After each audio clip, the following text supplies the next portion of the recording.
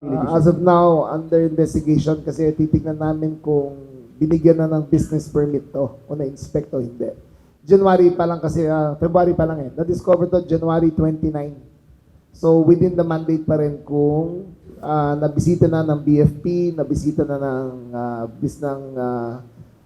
local authorities para i-inspect ang lugar. Kung in-inspect po nila at binigyan ng business permit, eh liable po sila.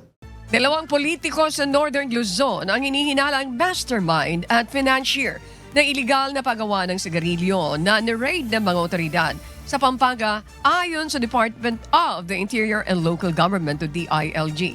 Bukod sa mga politiko, may 4 pang incorporators na sangkot kung saan 2 sa kanila ang Pilipino habang 2 naman ang Korean nationals.